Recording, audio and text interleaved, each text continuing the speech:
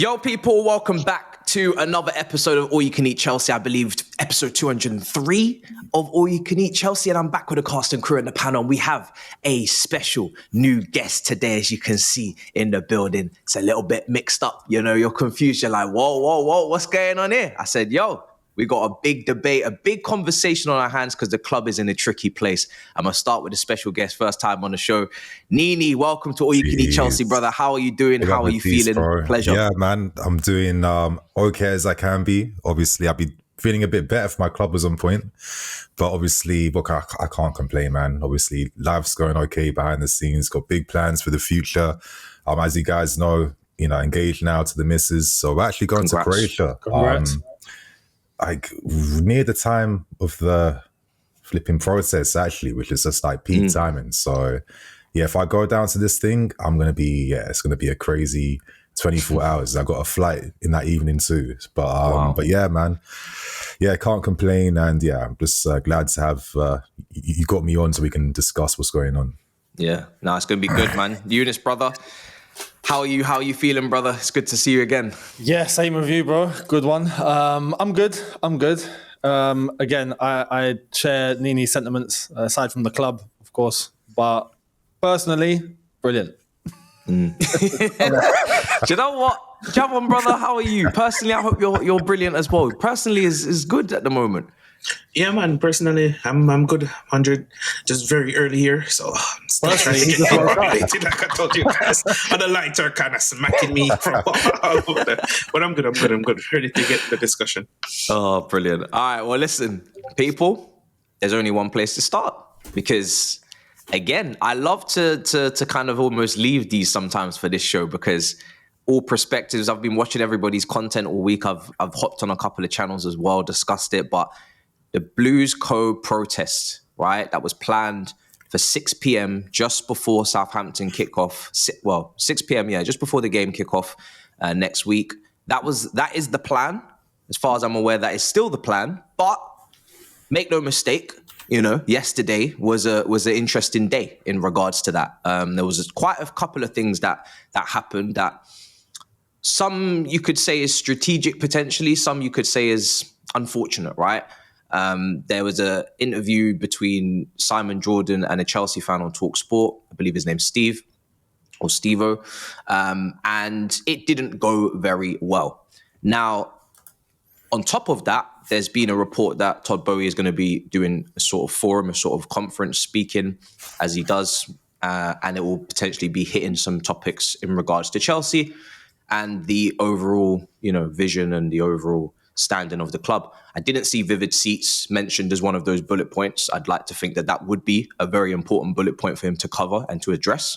But we'll see what happens in that conference. It's a little bit maybe of a coincidence that comes out right now. But hey, I'm assuming that type of event and that type of, magnitude of that would have been planned, months ago. So it's just odd timing, but it's there regardless. Niinii, brother, I'll start with you because obviously coming into this, I mean, I did a video last week about the whole build up and the anticipation of a potential protest. And I felt like this fan base wasn't ready, right? And what I meant by that is I didn't feel like it had reached a point, maybe call it toxic enough, or I don't know what word, but it didn't reach a point for me where people were either in line with what they were necessarily going to protest about. And I mean like a massive group, a massive large consensus of this is exactly what we're angry about. This is exactly what we want to target. And this is exactly what we want to push as a unified front. I didn't feel like there was enough people, just wasn't quite enough people singing from the same song sheet, but also different breaking points. And are there enough people that actually care, have the energy to step out and make change and not just standing on the side of the street, but also not going to games or not buying merch and impacting the pockets of investors or owners and shareholders or whatever. But it did take a launch and it was put out there by an account that there will be a protest. And I wanted to get your initial thoughts on when you saw that news about the protest starting and what you think about the whole situation right now. I feel like you touched upon many good points, man. So I'm not going to waste too much time. I'm going to go straight to the point. I feel like I respect and understand the sentiment behind this protest. And this is why I'm okay with fans who are more than free to express, their views on the club that they support. I'm not here to police what no one does. This is why on one hand, I can understand why maybe they have the energy at the moment. Right now, they're feeling this to want to step out and have a conversation and protest and make things happen. But on the other hand, I then think about the execution. If you're going to do something like this is where you have to mobilize a bit better. This is where you have to organize it a bit more. It feels like maybe the mobilization efforts have been a little bit too hasty before there's like a real proper planning in terms of like what the core message is, the core identity is. And I think obviously, bless this guy yesterday. On one hand, I can probably sympathize this, and you're going to be on a talk sports show. It's a bit hard to formulate your ideas when you've got guys like, people will be like, oh, but, they put him in that position.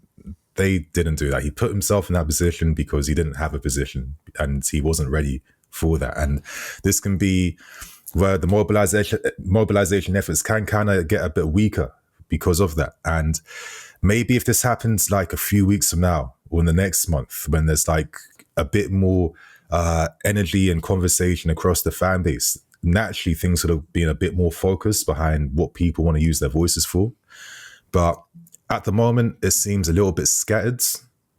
And my only personal fear is that you're not doing full justice to using your voice right now, because even though we can look at what this guy said on the interview as he's an isolated incident, an anomaly, for me, it opens up the bigger picture that if you ask 10 men who hypothetically are going to this process, I'm sure you'll get 5-6 different reasons behind why they're there. And I think right now, the main thing all of us want to see, which is a frustrating thing, is maybe the model being challenged a little bit, maybe the strategy being challenged a little bit. I've been quite vocal about how I was disappointed in the January window, because for me, it's not about not securing players or signing top players. What I've been trying to communicate is the fact that these directors, they don't seem to have the mentality for what a big club needs, because, strategy and planning is more than just finding the best opportunity on the market. It's about what are we doing to put the team first? What are we doing to safeguard our position in the table in the season? What are we doing to help the manager who's desperately been calling out for backup? He's made it quite known with his lack of, the players he's using off the bench. He's not really looking to do that. This is an ongoing issue we've known pre-existed already. So when you have a window like January that was so key for us to safeguard what we're doing compared to the competition around us really starting to rise up now, this is going to be a tight battle right to the end, one of the tightest ones we've seen in a few years. And you've wasted most of the window making opportunity bids for Guy, opportunity bids for Tel, opportunity bids for Garnacho, opportunity this, opportunity that, opportunity that. I'm not even annoyed that you're not securing these deals because it's the January window. I'm just annoyed by the fact that you had the audacity to think that this is how you're going to use this month during a crucial stage of the season, when you should have had the foresight. You should have had the football expertise and knowledge to know, you know what? This is an option for the summer. This ain't for January. This is not what we're doing right now with our time. The team doesn't need another 20-year-old at the moment, not to secure what they need. And for me, I feel like this is like where the real sentiment and frustration comes from, in terms of why the January window was the mask-off moment, which has kind of accelerated the frustration more. Because it's like, listen, I think a lot of us maybe had some optimism, but behind, in the back of our heads, there was always this little thing of uncertainty. And that uncertainty grew, like, it was just exploded. So it became obvious after how we moved in that January window. And for me, the process should be about putting pressure on the directors, putting pressure on the direction of the club. If there's any type of flipping notion that these guys might play out the long game, they might keep buying youth, and then maybe 5 years from now we're ready to challenge for a CL spot. And not even challenge to win the CL, but to be in the CL spot. For me, this is why I completely understand the apathy and the energy is coming from. Because 3 years ago, when this model started, we all just expected CL was going to be the guarantee. That wasn't going to be the thing we're fighting to get into. So that kind of undermines the process but most importantly, it undermines the confidence you have in what's going on right now. And for me, this process, focus on the higher ups, focus on the direction. Don't waste your time saying Clear Lake out because they can't sell. That's just a waste of the voice. Put pressure on wanting more. Put pressure on wanting transparency behind what's going on. They're the things we put pressure on. And this is what, ideally for me, this process is here to bring. Younes, I know you'll probably have some points to rebuttal, so I'll let you go straight in. No, to be fair, there's a majority of that I completely agree with, and I share. And this is where, like I've said multiple times, all those points that were mentioned, I fully agree. But I'm one step further in the fact that I don't see them changing. They're not shifting away. You mentioned just now about them going down, they're playing the long game, right? And maybe going into 5 years, just constantly heading down the same route and buying youth.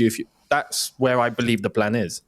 If they had wanted to shift logically for the sake of the team and the levels, they would have done so by now. And this is why there's a debate as to whether the owners here now are able or not able to sell, right? In terms of the actual possibility. But the frustration that's been garnered based on all the points that have just been mentioned, going after, for example, just the directors, like as I've said, I feel like I'm one step further in the issue of I just believe they're puppets now, just executing what they're told. It's just like this model, they're still in a job because I think to the owners, they're executing what's asked of them. If not, they would have been gone by now because they're doing a horrific job, which I think everyone can agree. And this is where my issue lies. Like, the issue isn't going to just be with them. It's going to be further than them. It's going to be even more upstairs. But the point of them having the possibility to sell or not sell, the pressure to put on the ownership might get them to act. Do you know what I mean? Instead of going for the directors or even the coach in this regard or anything like that, I feel like, and this is not, and I agree, this is not what's being made clear. And when the chance is there to make it clear, it's not being made clear. If there's the possibility of them being replaced, are they actually going to replace them properly, or are they going to get the next puppet through the door? Just to make, same issue, different face, and just appease the fan base, which based on all the briefs that we get, all the PR that we get, I feel like the fan base isn't being told enough truth as to what is actually really going on. And this is where the sentiment of frustration also comes from. So from my perspective, putting the pressure directly on the ownership gives the highest possible chance of them going, okay, maybe our backs are against the wall. Got to do something. Now, when those points are to be made, and this is where the interview from yesterday comes into play, I can't lie. That was a big missed opportunity. Big. Because I watched that and I'm like, I can't believe what's going on. Like, and I agree with Niinii here, in the fact that we know, and Simon Jordan, for example, has said this publicly. He's got Todd Bowley's phone number, right? I guess as a direct, he's one phone call away from the Chelsea ownership, right? I'm not surprised if he's going to be saying things to maybe shift on the side of the ownership. I'm not shocked, right? And I expect that. But that interview started off with a very fair question. In terms of this protest is happening, what's the aim? What's the frustration?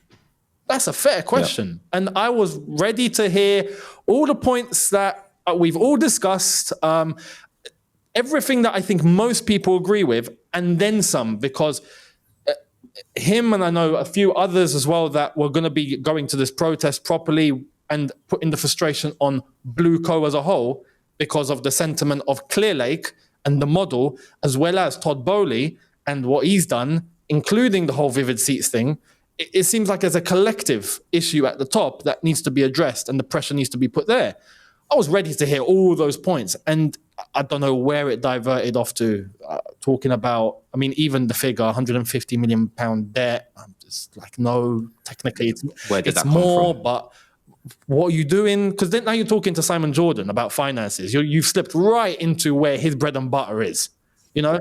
And not one point was made on the footballing side, which is what would have look, Talk Sport is a national radio. It's the number one sports radio station in the country, right? You start talking in terms of the issues that the fan can relate with, that are realistic issues that the team is suffering from. Many people would listen and go, you know, there's legit points being made here about the way that the club is being run. And it was a big missed opportunity, because it's like I share the sentiment of, when the points are made on social media only, right, I believe that can only go so far. But when you've got the attention of the country on national radio, that's a different bread and butter. And it's a missed point to be able to, it's a missed opportunity to make the points that needed to be made. Not just the things that I think most people agree with, and most people would like to put the pressure on, and like, for example, to change the model, which I completely agree. But it's like, I think it's one step further. They're choosing not to change, and I don't believe they're going to change, and we've got no sign of them changing. Now, if enough pressure's put on them, maybe they do. Maybe they feel like, okay, something has to be done now. Are we going to get that now? Honestly, God knows. Now it's up in the air. I genuinely don't know. Yeah. Javon, how do you feel about everything right now? Because I know you were saying, listen, you're ready to fly out rather than stand on 10 toes, but how do you feel about how it currently sits? Because I guess, as Younes has said prior, this is being cultivated by a lot of the away supporters. And we've done a protest before where on the Rickets, where obviously it was a very social media driven, all the YouTube channels kind of pushed it and marketed it. But what you have an issue with on social media is, your reach is a lot of international fans. So obviously they can't necessarily make it, such as yourself if you couldn't, which would be completely understandable and justified, right? So you're mainly trying to target the UK, London specific fans, because they're the ones that are going to games every week. They're the ones that are more likely to be out there for the time proposed. And that didn't garner enough people. You know, it was a great turnout for the people that came, very much appreciative. I think we did as much as we possibly could. But because this was set up with the away fans and with the match goers, does that kind of maybe lean on the point that whatever happens on social media is a little bit more irrelevant than it would have been? So, you know, do you still have any confidence in this actually being successful? All right, that's kind of a loaded things, because again, I'm still all right. To be honest, the first thing that comes to my mind goes directly back to that interview. Two things directly back to that interview, and what would happen after the Aston Villa game if we win the Aston Villa game. Yeah. And the reason why I say this is, I want to use a Jamaican saying here, a dog fuck it up, which simply means you had one opportunity, you had one chance to kind of bring the frustration of Chelsea fans to the local audience in the UK, but you fuck it up. Simply meaning, people would look at the table and say, oh, they're fourth, or they're 1 point off fourth, why are they complaining? If you had articulated the sentiment that the Chelsea fan base feels and faces at the moment, people would say, oh, this is why they've been so low lately. This is why they've been screaming about the ownership over social media. And for those people that are not on Twitter, because Twitter is a war zone at time, for those people that don't click on YouTube and say, you know what, let's see what these Chelsea content creators are saying, that was their opportunity to bring light to those people that maybe are not tech savvy, or to those people that I mentioned that are not on these social media platforms before. The second thing, and I said this on my channel, if you are going to do a protest to get blue coals out, this cannot be a one-off. Do you see how you mentioned you didn't want the Rickets here? That could have been a one-off or twice, because this would have been pre-ownership. This is like someone coming over to your home and the door, and they're trying to come in and like, nope, you're not allowed here. Versus someone that's been there and that's staying here. You understand? Right. I use that analogy to to bring forward a bigger point, which is if you're going to go for blue goes out, this cannot be a one-off protest. There has to be a constant protest. And also, if you're going to protest to get blue go out, this can also not be a protest when we're losing. And that is the biggest point. Agreed. For example, we win against Aston Villa, the same amount of people that would have protest if we had lost still have to show up. If we beat Southampton, the next protest have to be a week or 2 weeks later. It doesn't matter what league position we're in, whether we're 6 or 2 points off top. The protest has to continue because that garners, you're saying there's a bigger message here at hand. There's a bigger issue here at hand. It doesn't matter what's going on the pitch. But the issue we face is if we beat Aston Villa, if we beat Southampton, and we go on a winning run, majority of these people will not show up. Or let me not say that because I don't live in the UK, but that's the feeling I'm getting from someone that's removed from the atmosphere at the moment. Another thing as well, if you're going to protest, I really recommend that you protest for something tangible, something that can cause actual change. Because if you're going to protest, you can put pressure on the ownership to, 1, review their philosophy and their model, 2, review those people that have been put in charge for those models. Because a question that I often pose when this topic comes up, and Younes mentioned it, are these directors going into detail about who to sign and the actual players that we sign? Can the model be done better? Is it a general statement? Is it a general objective, or is it a detailed objective? Because that's the biggest thing. Yes, the owners can be happy with the job these directors are doing because they're still turning a profit. But if they were supposed to be under pressure and they say, okay, we have to make a change here because fans being upset is not a good look, because again, they have to get a return on investment. And if those investors see that the company that they're investing is the consumers, as they like to put it, are not happy, they're going to want to pull their investment, right? So that would have to garner a change. If that change is made, the next appointment, and this is where I disagree with Younes a little bit, I don't think anyone with sense who comes in can blindly do the same thing that was done before. Because you have to, at that point, if I'm a sporting director coming in on this ownership, I'm going to say, hey, brother, thank you for that job, but I cannot go the exact path that the previous 2 did. You see how that ended. The definition of madness is doing the same thing and expecting a different result. So certain things has to change, and that's where the communication and negotiation comes in at the time. And even if you want to go down the same model, I'm telling you, the same model can be done differently. There's a lot of opportunities in the January market for the same model. People that was on low wages, you can still bring them in a wage structure. Kvaratskhelia is one of them. I'm thinking about Marmoush was one of them. I'm thinking about, and the transfer fee wouldn't have been astronomous. Wouldn't have been lost. Astronomical. Again, people, it's very early here, but Don't worry. the transfer of it wouldn't have been huge or absurd. You understand? So it's where you scout and how you scout and who you choose to scout.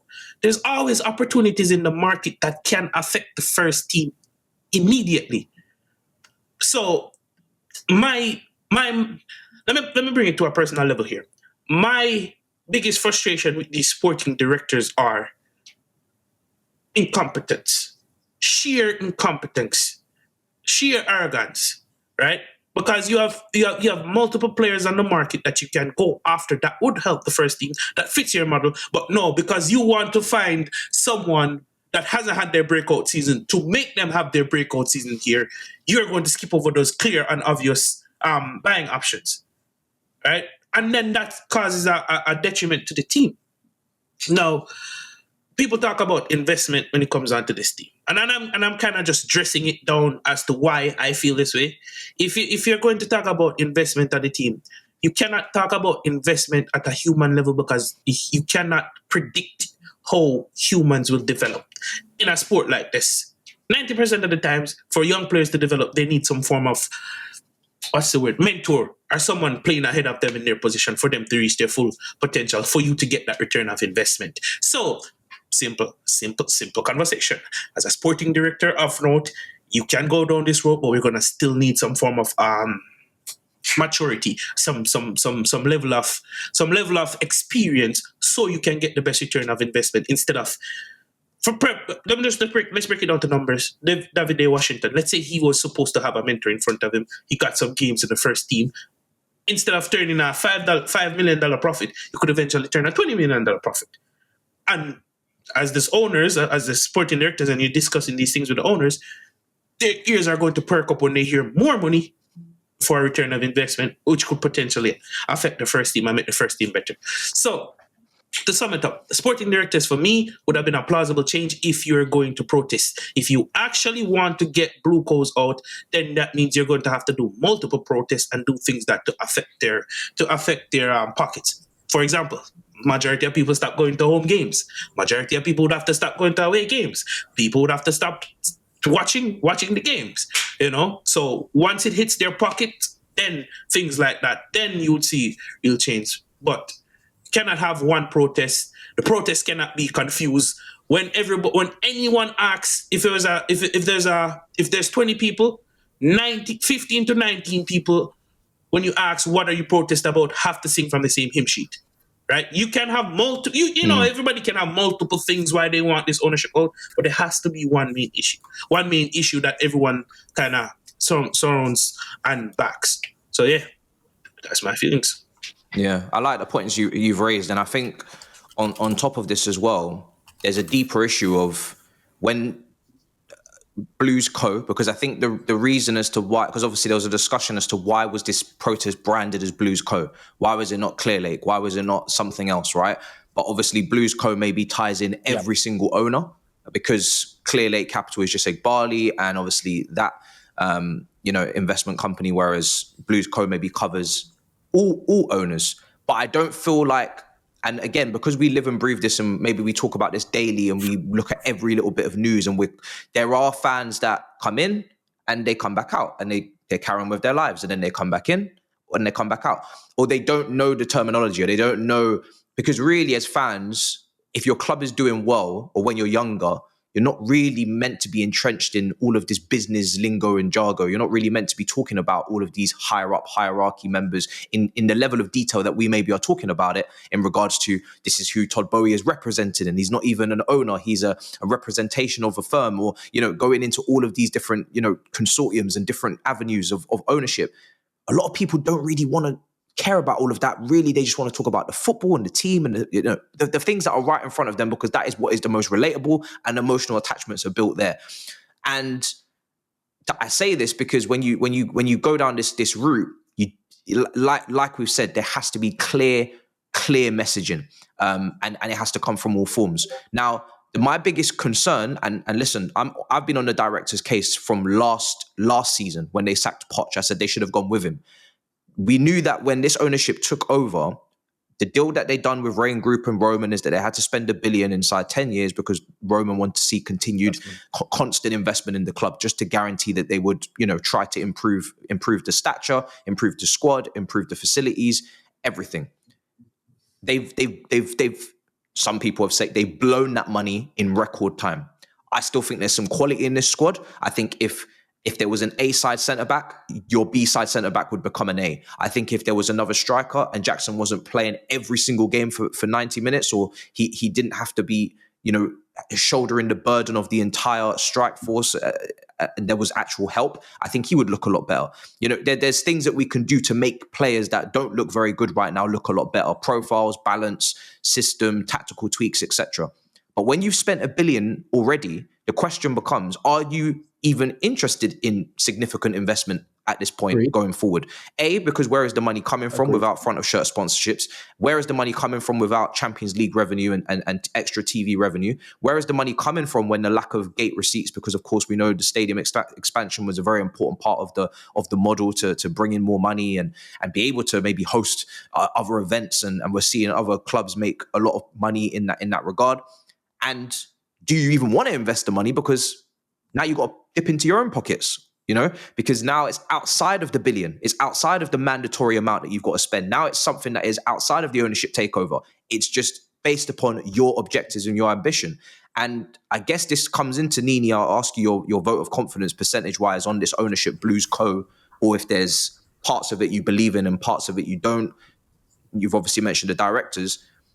Where does this sit for you in terms of now the money has the mandatory amount of money has been spent, and there is still so many holes in this team. And every time we hear or people bring up clips of Igbali, or it seems like the model is, no, what you have is your seniors. What you have is your best in class. We've already done that. We've already spent the money. Everything that comes in now, like you said, is opportunities, swaps, and more young players like Matisse from Saint Etienne, who are just coming in to train, or coming in to learn, or coming in to make profits. And, even look at the summer just gone, the PSR and the agent-led deals and distracted deals that weren't prioritizing what was going on the football pitch. What is your vote of confidence now? And do you have any belief left in this ownership? And what is your vote of confidence? It's a very layered conversation, what we're having. I think one of the reasons why I disagree with you guys on calling out for Blueco, even though I understand the point you're making, is that basically I'd say that Blueco is like the name on the gate of a house. You know what I mean? But they don't decide what happens inside the house in terms of how it's decorated, how it's formatted, how the planning's going to be. That's Clearlake. And obviously Clearlake, they're the consortium, they're the investors, they're the guys that, they won the bid from Roman Abramovich. The government was involved to make sure that the club was going to be safeguarded for 10 years minimum. It wasn't just even Roman Abramovich. It was also the UK government tied down with that.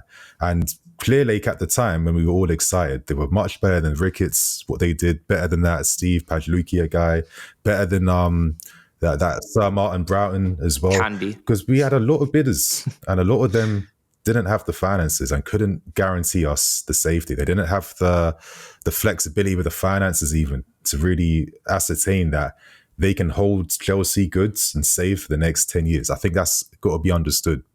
And this is what I personally have been criticizing. If you want to see change, you can't be calling Blueco out, because that's just like the parent, that's the holding company. That's just the name of what, the vessel that's being run. You have to call out the decision makers, of course, like Clearly. They're the ones that, of course, reinforce the strategy. And for me, this is why I've been really strong about just have a focus on fan sentiment, have a focus on being frustrated by the lack of progression, because there's a million examples all of us can use. I know the common one we're using right now is this over-reliance on signing youth players. I mean, come on, you got Ansel Mino, you splashed like 20 million on. Realistically, might not even play a game this entire season, because now we're kind of stacked in defense. And it's like they're always playing catch up on decisions. And the lack of confidence we feel comes from the fact that the strategy that's been sold to us isn't being executed to the best of its abilities, isn't being executed as properly.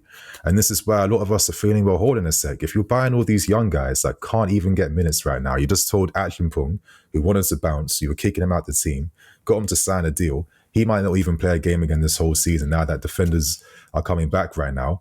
What is the utility in this future first model when in the present right now, you've got no need for these guys? And fans are touching upon this type of contradiction, which is not just small examples like that. It's many examples that are accumulating and accumulating and accumulating.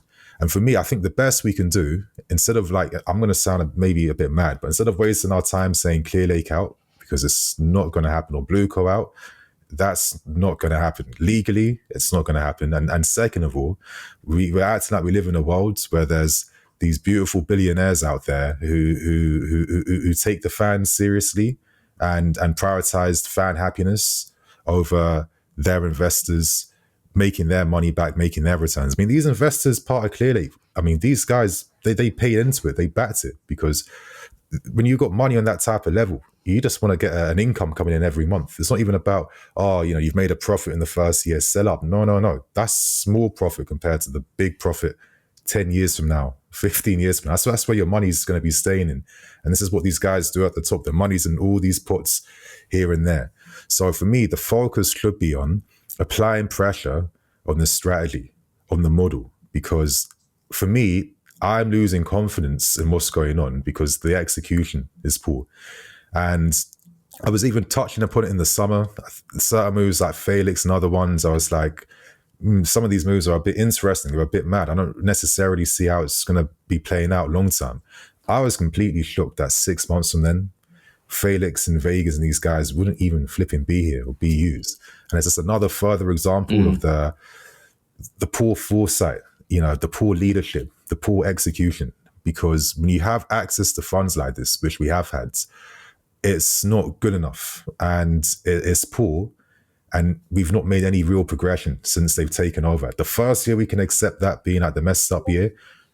2 years after that, my guys, for a club like us, it's not that hard to turn things around if the execution and planning is on point. So I don't know. I really feel like the blue co out thing has to stop because it undermines what the real pressure should be on, which is we want to see the model evolve. We want to see priorities on now.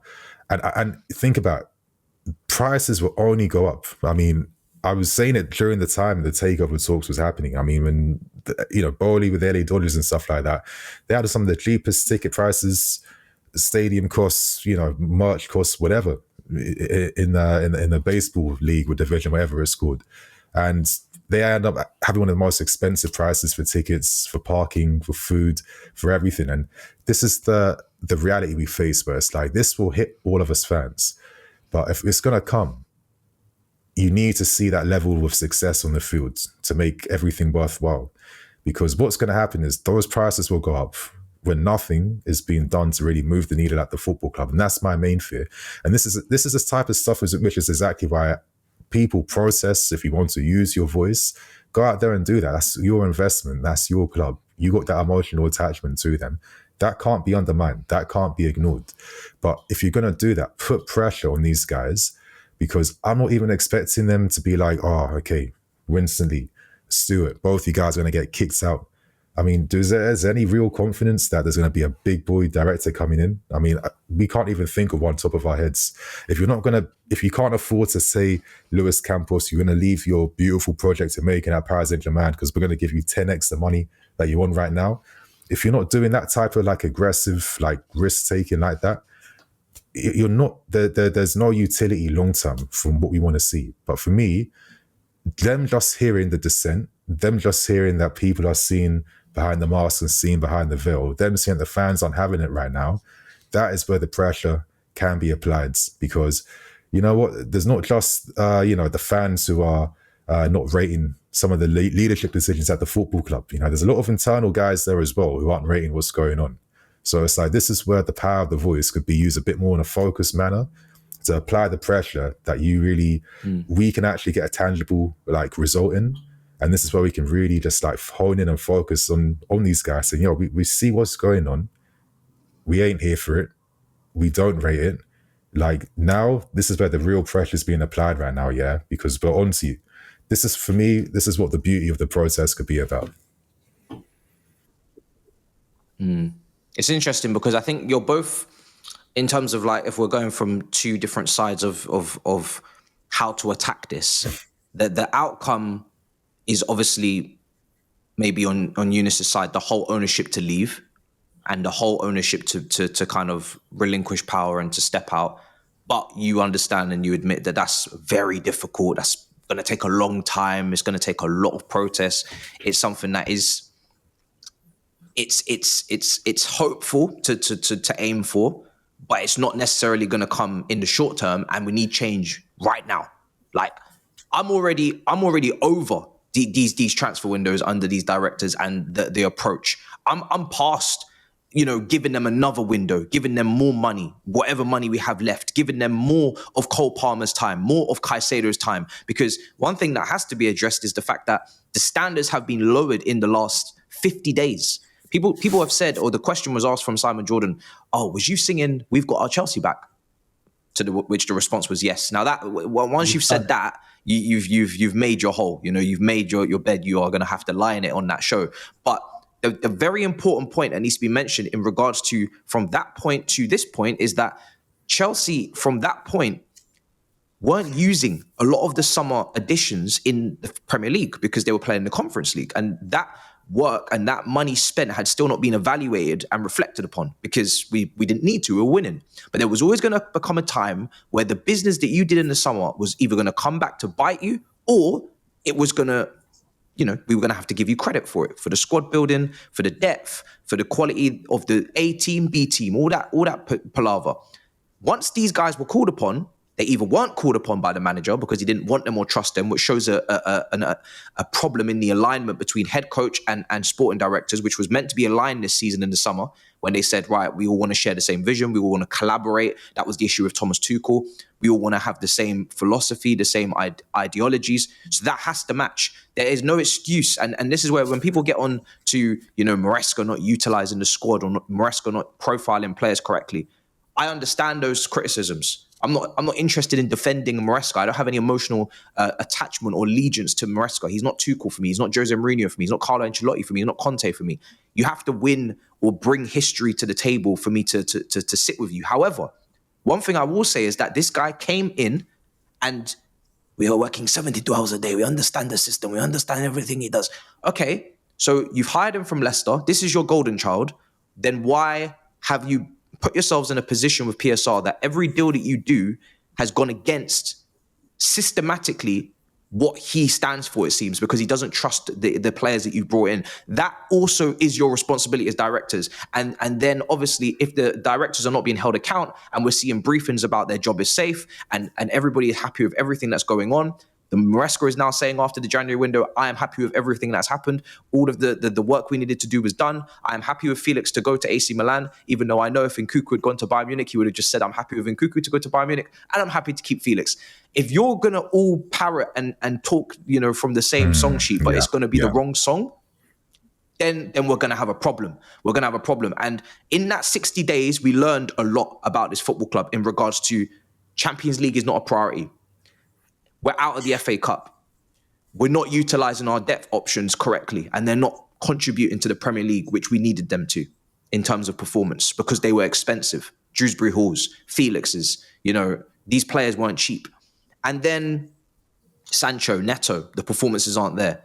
And then we're still not hearing about Vivid Seats and the conflict of interest. We're still looking at, these guys might not have money, but the sponsorship on the shirt is still blank. So if you just had a sponsor maybe, and you weren't prioritizing Champions League, which was what we were told is why the sponsorship is maybe taking so long, because they're waiting for a bigger deal, then maybe we could have had more money to spend. And then people are starting to, add things up and think, hold on a second, there's something wrong here. So there's for anyone thinking there's a big hill turn between Chelsea against Everton just before Christmas and right now, there is a big hill turn, but I think it's justified.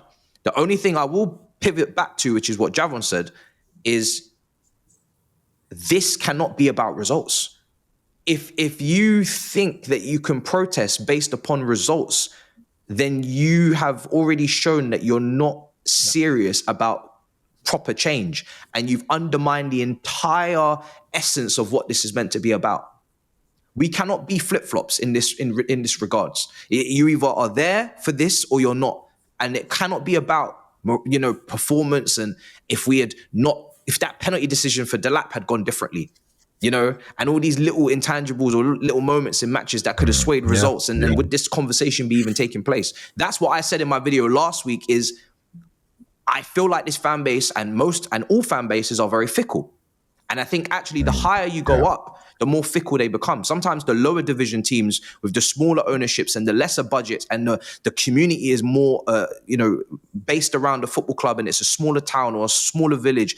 They are the ones that are more consistent in their ideologies, their principles, and what they stand for, because they are so, their investment is so heavily dependent upon the club's actual well-being everything's a lot closer and close knit. There's more transparency. There's more communication between owners and fans and whatnot. This is such a big global institution, corporation. There's so many fans worldwide and money pouring in from all different avenues and people coming in from all different places to come together to support this football club, that it is very fickle at times. And it can just, at a drop of a hat, like you said, a couple of wins. And with this plan of a protest and all of the work that would have to go into it, like Niinii said, all of the preparation, all of the points, all of the marketing, all of the effort, resources, would that even all be worth it in a couple of weeks' time? All of our comments right now, yeah, guys, YouTubers, influencers, whoever, get the protest made, let's do it. We're not going to, because we know where this needs to come from and who's at, we again, influence and following and numbers it's cool for marketing, but it's not necessarily going to rally 10,000, 5,000, 2,000 people, which is what is required to make this actually worthwhile. And actually, in my opinion, I said it last week, if you have only 50 to 100 to 200 people, I actually think you kind of hurt your case. Yeah. Because now people have turned up media, the owners are looking and they're thinking, yeah, all that chit chat on Twitter was for this. These man, they didn't even show up. So I get people saying do something and then keep doing it and incrementally just keep making, but you will lose some of the Chelsea fan base that are 50-50 and are like, I do see where they're coming from, but some of the people in the protests are alienating parts of the fan base because they're being very rude about, the points that we're bringing to try and actually unify the thing. And then we're being called names like, listen, I'm just going to call it as it is, brown envelopes. And it's like, actually, I just have a different opinion. And again, it's not targeted at one person, because this is 50, 20, 50, 100, 150 people in comment sections calling people names. It's like, oh, so just because I have a different perspective on how we should approach this or how we should go about this, I'm being called a name, or I'm being called something like, which is very, it's an accusation which I wouldn't take lightly, which is to try and pretend like I am taking money from the club or I am somehow profiting from the club in regards to my opinion. But when that kind of rhetoric comes out, you lose people. And then when your points aren't being made clear, as Younes has made his points clear on his videos, but it's not made clear from others that are watching, that are now coming up to speak, because it's not influencers that will be given the mic when they're standing out on the street. It will be these people. And these mics will be put in your face and it'll be like, yo, who's speaking to the media today about this protest? And when you speak, you must speak with clarity, you must be consistent, and you must make your points. And if you do not in that moment, with only 100 to 200 people behind you, on top of not making your points, you will set us back more than you can believe. you will set us back more than you can believe. And that is my issue from last week, is there is too much mayhem and too much anarchy and confusion for this to go ahead right now. If it goes ahead, I am in support of it because I think it needs to, but timing is very important. Timing is so key with these things. We're not in a rush. Like you said, Javon, with the Ricketts, it was either do it now or forever hold your peace. That is not the case right now. These people are in the house, they have a bed, they have all of their shit everywhere, and you have a time period to get them out, and you need to choose the right way and the right strategy and do it properly. And it's not to say that the first time has to bang and then it will never be a next time, but the first time cannot be a disaster. The first time cannot be an embarrassment. The first time cannot be an absolute stinker and hooked, because if it is, there's a lot of Chelsea fans that have had their connection drained out of them from the club, or they are losing attachment because of the amount of change in a very short space of time. There are a lot of Chelsea fans that are like, I have seen the best, I've seen us do it all. I could, yeah, fuck it. I can handle this now. I'll make peace with this. I got other sports, other interests, other parts of life. I'll just chill now. Like, I don't like this, but what am I going to do about it? There's a lot of people like that. Because whether we like it or not, Chelsea is a small part of the world, and the world, there's bigger problems going on in the world than Chelsea. There is wars. There is financial problems for people. People don't live just in a Chelsea bubble. There is life. There is divorce rates. There is so much going on in the world. People come to Chelsea for enjoyment. People come to Chelsea because it's meant to take them out of their dark place. It's meant to bring light to their day. And if Chelsea aren't doing that, damn, I need to look for new light. That's how a lot of people's mentality will be. No. Well, go on, Younes. I know you was going to jump in. There's a lot to digest, and fair play. With the issues at hand and everything that's been mentioned about where all the frustration boils down from, all the clear-cut issues that there are. Niinii was right. You're right in saying there's investors, there's financial backing, there's people that are looking not just in terms of when's that going to come back in 1 year or 2 years. They're looking in terms of month to month. They're looking in terms of we need a return. Like, when you look at the way that the club are moving in terms of its transfer policy, in terms of the recruitment, in terms of the squad and what we actually have after all that money spent, and we're still complaining on things like there's no spine or there's no leadership. When you're looking at that, it pieces itself together, for me at least, to show this is not what they're going to divert away from. They're just not. Now, that decision is coming from upstairs, right? And that's the overall steer. That's the overall direction of the model. If they're not shifting away from it, and we all know that they have to, at least on some sort of a level, to just give the team what it needs. Because like I've said before, it's not about not getting young players in. Young players are needed. But you need balance. Young players, and we're actually hearing it from ex-pros now. We're hearing it from Mikel. We're hearing it from Jokar. We've heard it from Martin Keown the other day. We're hearing it from countless that have all said there has to be an element of experience and leadership in a team, at least not just to up the levels, but to actually guide the young players that need the guidance so then they can develop properly. And the ones that have been bared the responsibility in the first team right now just do not have it. They don't have the tools. And something's fallen behind you, Matisse. He's got a ghost or something. Don't worry. It's just my roommate. It's just my mate. This is where, with the investors at hand that have just been mentioned, right? It's the model that has been based off of business, not on a footballing level where everyone's making points on a footballing level. This is all financial. This is all in terms of business, which I agree has a lot of things that many fans may not be too clued on or don't want to discuss, or they're not even bothered, but it has a direct impact on the footballing nature of things because that's being neglected. With the money that's been spent, the money that has, like you said, if it's been blown, it's gone. When you actually look, and it's funny because with the interview yesterday about the loan that was mentioned, well, the debt that was mentioned, when you look at the actual loans that have been taken out, it equates to the money that's been spent, right? It comes to that 1.3, 1.2 billion that is gone. That is gone. So you do have to ask the question, is there actually money that's left to spend properly with the levels that we actually have to bring in if it means going above the wage structure, going above a certain age, getting the team what it needs right now? There's no sign to show that that is what's going to be done. And then you get things like yesterday where we're actually hearing the Athletic and everything like that. Yeah, the directors are being backed. That's cool, no problem. You know, everything's lush, everything's fine. That's where not just the suspicion, the frustration comes from. Okay, so it's not just them. Like whoever's put them there in that place are happy. So you go above. You know what I mean? And as much as the things that do need to change, which I'm all for, up until now, the sentiment that I get is that for a while, people have asked to change the model, for example. And right now, it feels like the owners are going, no, do something. Do you know what I mean? And then you get two choices.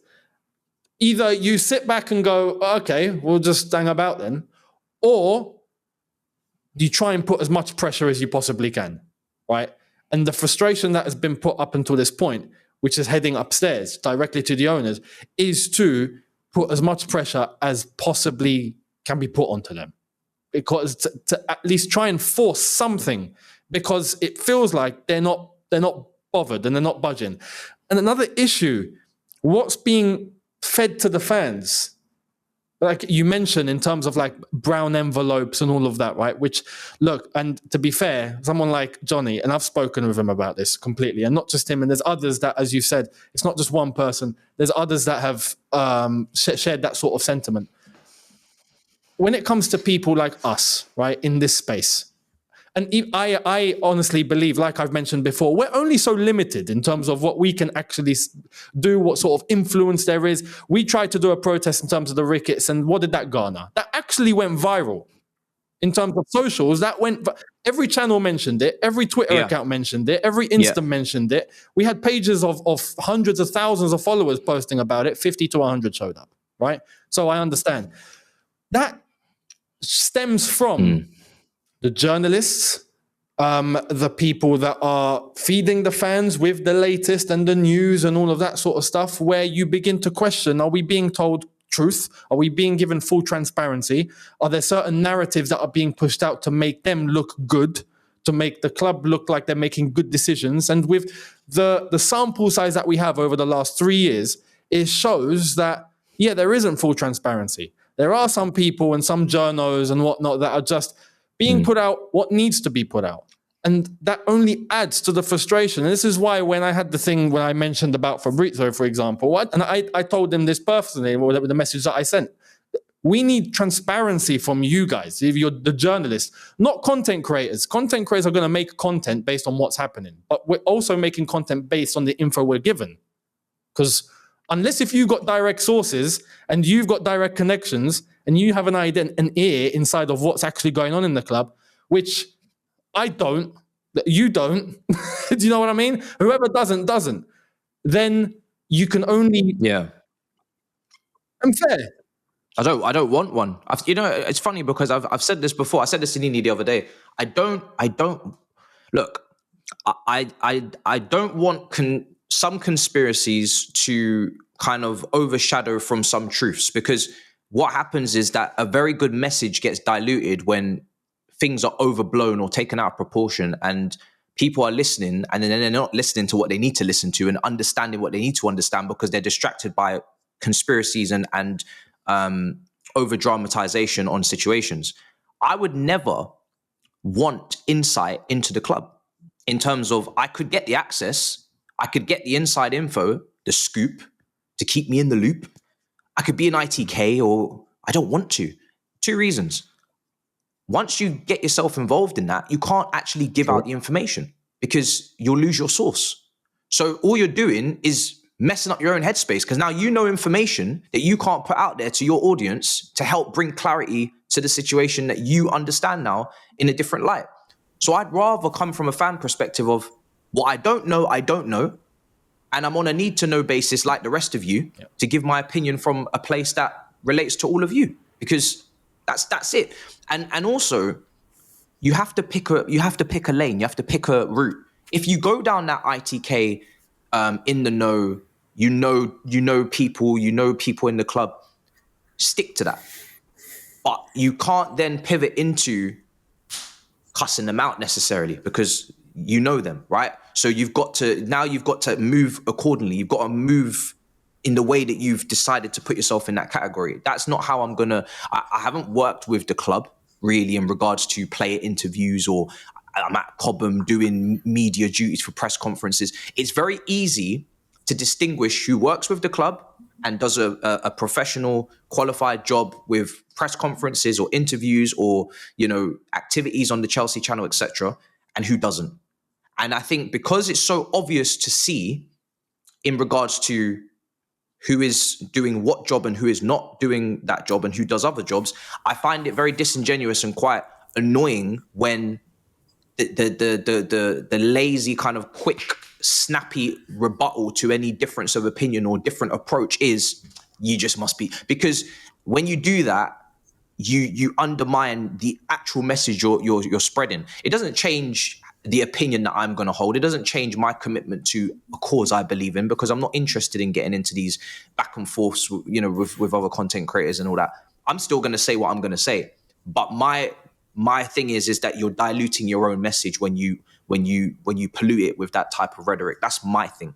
And I think it's almost being put to show, because the person that's gone on Talk Sport, as soon as he's finished losing the debate to Simon Jordan, his immediate response is, well, he's a brown envelope anyway, or whatever. Look, you lost the debate, you flopped, you got it horribly wrong, right?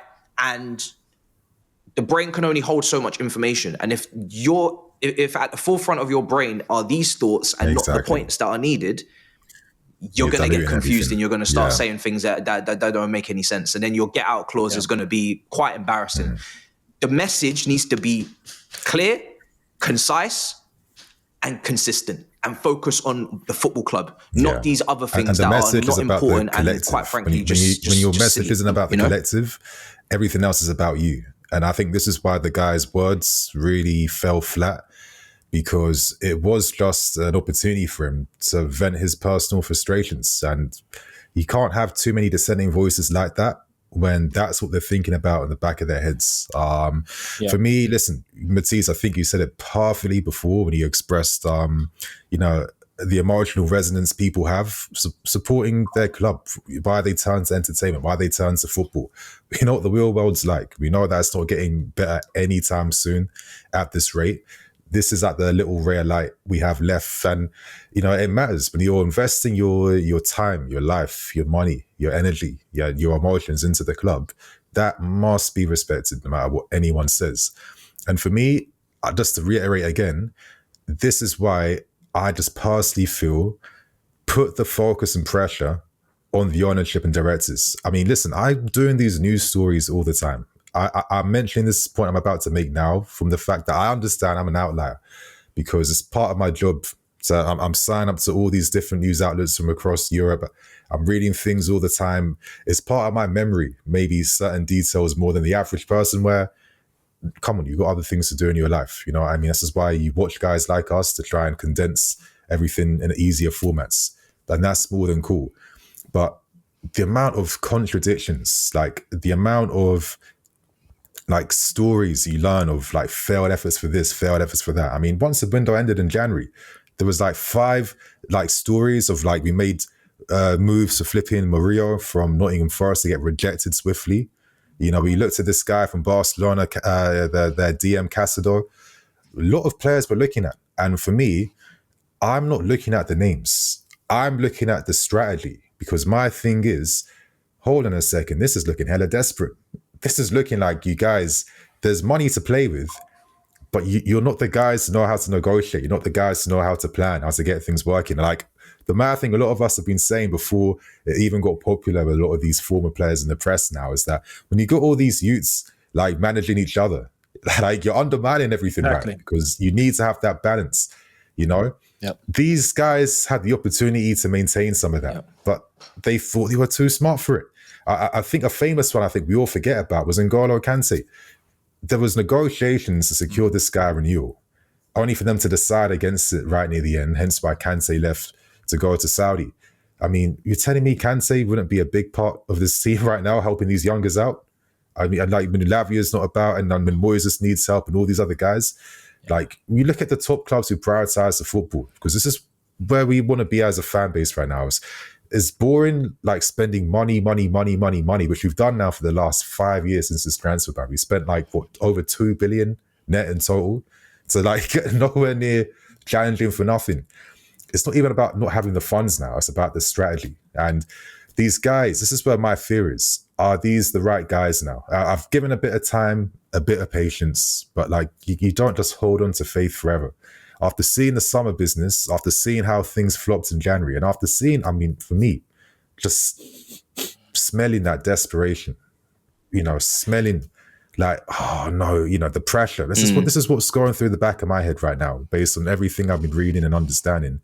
It's not really giving me confidence that these are the guys that know how to handle this type of club or pressure they have in their hands right now. And I think that if it was a thing where the fan base, listen, we're not going to do the protest thing right now. Let's wait, see how things go. But every single week in that stadium, around the 10th minute mark or whatever, people are singing this song for the next minute straight. You're putting pressure. It's getting broadcast on TV. Other fans are getting onto it, blah, blah, blah.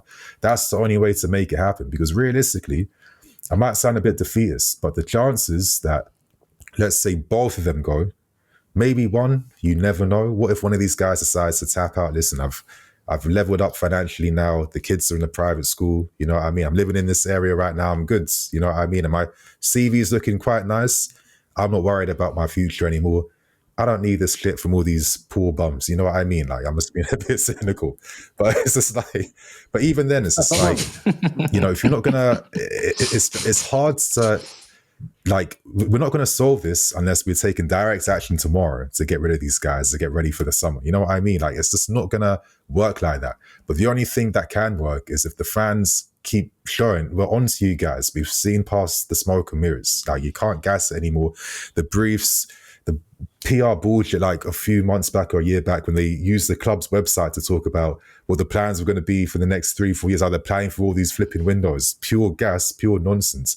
And it comes across as this insecurity because you didn't have to do that. You didn't have to say shit, and you're not living by your word. And this is what I mean. The contradictions now, that they're too illuminating. It's too obvious. And like, when I keep seeing these misfires and misfires and misfires, it's just telling me, don't think these guys are the guys to run things. And what you were saying, Matisse, like, wise words again. The ITK stuff is once you tap into that, it's just a hell. It's a completely different type of like nonsense you're dealing with. That's not worth it. All I'll say is, I'm sure all of us, we hear these things that we can't express, but from even the things that I've been hearing too, it's just not saying much about that, the structure at the club right now in terms of what's going on. We aren't the only ones who are unhappy with things internally. Guys, players, they're also unhappy with things too. So there's an opportunity here, you know? Of course. There's never a time where a manager can come out when a team is or was in fourth and say that's not the priority, and people are all going to agree inside the club. Yeah. It just doesn't, especially players that are ambitious and actually have quality and have targets.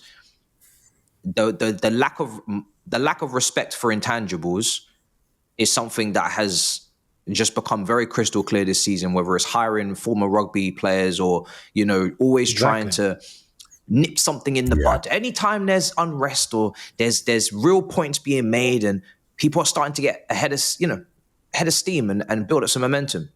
Shut up. Little slap in the face. Take that. Take this. And thankfully, more and more people are clocking onto these, like you said, briefings, PR reports straight after losses, straight after games. More people are realizing this is nonsense. But unfortunately, there are still people that lap it up. There are still people that want to see what Todd Boehly has to say in this conference. Even though 100%. I'm pretty 99% sure he's not going to say anything crazy. He's not going to say anything revolutionary. He's not going to say anything that is going to change the overall, you know, perspective of how the club is being run. He's just going to talk a lot of jargon, a lot of financial talk, a lot of words are going to be spewed. He might dangle a little carrot of hope, but actions speak louder than words, and the actions are very telling right now. If I could click my hands and replace this ownership with ownership that I know are gonna, you know, if not love the club, but at least, you know, just let sporting people run it for the right reasons, not for the reasons that we're talking about of making money back on investment, and just actually run it to be one of the best clubs out there and to have success, I would take that change immediately. I don't think there's many people that are like, I love this ownership. I love everything they're doing. I'm so excited about the future. And I really like the fact that we have no sponsors and we have no Champions League football revenue and the stadium isn't moving in any direction. And this is just all brilliant. But some people obviously are just speaking from terms that, like you said, Niinii, it sounds defeatist, but at the same time, it's the real world. And unfortunately, we operate in the real world. And it's very difficult to move an entire ownership. You can definitely move parts of it. A whole ownership, when they not even got their like, feet wet with whatever the heck they're doing with our football club. To add on to that's the whole tough. Like point behind all of this. Because let's say if we could find this perfect ownership that can come in make things right. But yet we can't forget that during the times Roman was sanctioned, this was unprecedented in terms of how much work was accelerated to make sure that the bidding process could take place and ownership hands could change. This normally takes 9 to 18 months. That was the thing. Like, it was constantly getting reported. This is a long, long process. No one's here to be waiting for anything like that. For me, I hope, like, if someone's listening to this, I feel like our hands are tied a little bit, but that doesn't mean that we can't use our voice or dissent to try and force the changes. Because, listen, there are interesting moving parts. We got one of the best young talents in Esteval coming in the summer. I'm not saying he's going to be the title guy overnight. Don't be putting silly expectations on the kids. Agreed. That hasn't even stepped foot in London right now, yeah? And at the time when we knew Esteval was coming, I think a lot of us assumed the first team would be at a certain level right now where he'd be getting eased into things and things would start working. But outside of that, there's interesting moving parts that we have in terms of, again, all these players got tied down to long-ass deals here, which means that if any of them, one of them want to go, these clubs would have to spend an absolute fortune because there's no need for us to have to force it.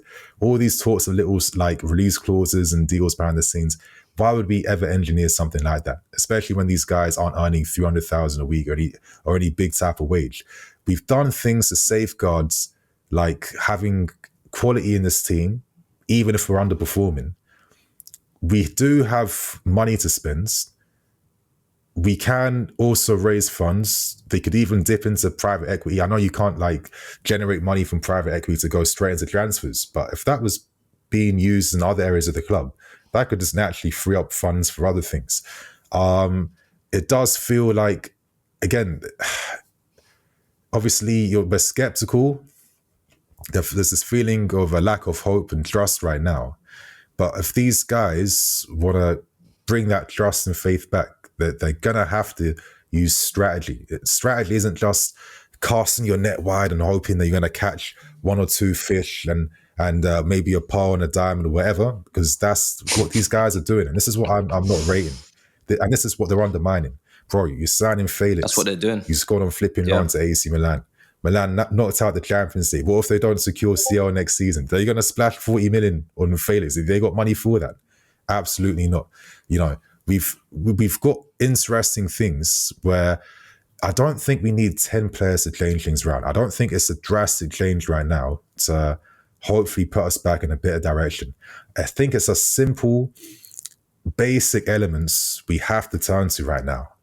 I think one of the easiest things is, if you're going to back this manager for 5 years, irrespective if you rate him or not, no manager can perform to the highest of their abilities if they're not given the squad in their image. I mean, this is like one of the key principles. Every team that is successful and better than us does not have 5, 8 players that just doesn't suit his needs. Look at the example this season, one of the best informed teams of the year, Bournemouth. Does Iraola have a squad that's not ready for him? Even when they were hit with injuries, they were still hit with injuries like what we got hit with. Did they dip? No, they didn't dip because the rest of the guys are still suited to what the actual goal and task is. This is simple football principles. And this is what is constantly undermined here by, I get cynical, but by these careerist type of guys who think that they're too smart for their game. They're clocking things that others can't. Yes, you've spotted some sexy loopholes with your amortization things, long-term deals. That's smart. We're not dumb. We can see that. But that's nothing. That's not nothing to earn a trophy over. You know, you're not going to get praised for something like that. What you're going to get praised for is, now that you've exploited these loopholes, how are you using that to turn that into an advantage for us to get to the top? And they've had a few windows now, a lot of windows and opportunities to make that happen. And they're showing from a leadership, like strategy, football understanding point of view, do they necessarily have that skill set? But yeah, Younes, I'll let you take that, man. I know you want to. And you've led on to something important here, because two things. When we look back again, we talk about what was briefed and things like that. David Ornstein made that clear, and this is David Ornstein, right? That you can judge the club after 4 windows, and we've now had 6, and we're talking the way we're talking, and summer will be 7. So this is where these are valid points being made, but just like Javon said earlier as well, and we've all shared this sentiment, this has to be constant. This can't be based on a result. If we beat Villa, for example, everything shuts down, then what's the point? That this overarching massive issue or issues that we're highlighting and we can see needs urgent action. Because again, the consequence of all of this going wrong is we don't make Champions League football next year. Yep. And then what does that spiral into? And it just now you're honestly looking about actually taking Chelsea into mid-table status. Like it starts to get dangerous. And this is where we don't want to end up. But this is why these issues are irrespective of results. Win, lose, or draw, these things need to be highlighted and there needs to be pressure put on. And if it's not, we could head down a dark place. Facts. And this is why it's super, super important to constantly keep raising these points. And then, like Niinii alluded to, which is correct, it does come, and I believe this, it comes down to the match-going support. Those are in the ground. Those are that are there, home and away, bread and butter, making themselves heard. It gets louder and louder. That needs to happen.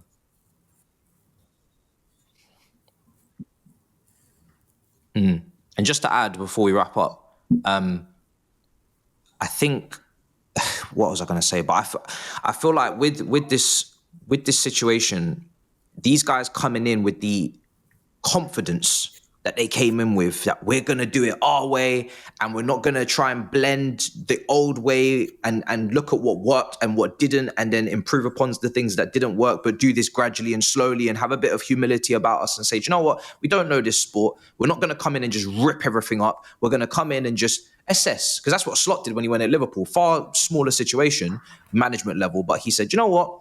You guys are a good team. You guys are a good team. And I'm not going to come in here and just rip it up and, rip everything. I'm going to let's just assess. Make a few tweaks, assess. And then I'll see what is going on with you lot. And with us, that could have been the direction. But because of the stripping and the extraction of a lot of people's relatability to the club, and we're talking about, staff members or head of youth development, Neil Bath gone, and so many important, DNA. roots of the club just ripped out. Oh, brother, you don't understand. Champions League football is not enough. That's just we're talking now. Now we're talking get Champions League. The ambition never stops. We want to be, if you're going to be bigger and badder and better than the previous, you're going to need to rock in with the Premier League titles, rock in with the Champions League titles, rock in with the domestic cups, rock in with more Club World Cup appearances, not just this one because we're off the back of previous success. So when you come in with that kind of authority and that kind of, okay, well then it has to be backed up with the upper echelons of domination. Even winning is one thing, but to dominate is a completely different task. That is something that is even more impressive if you're able to completely dominate and monopolize the country in terms of trophies and say, actually, we run this completely. We're not just in there and out and in and out. We're actually consistently taking over. But they're a long way from that, and that is what their goal is. And I hope that they know that. I still am of the opinion that you can make a lot more money if you are successful as a football club and you're winning the top honours than if you're not.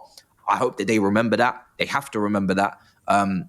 I don't know what the ideology is behind stockpiling and flipping players, and 100% cool, but just understand money can be made from just being successful and being the best, and more sponsorship money will come in, more top players will come in, and it will just all kind of snowball into itself. And I don't know why expectations are being lowered. I don't understand why people are running away from a very realistic goal after this money spent and trying to deflect from Champions League. I don't understand why that would even come into their minds if you wanted to make money.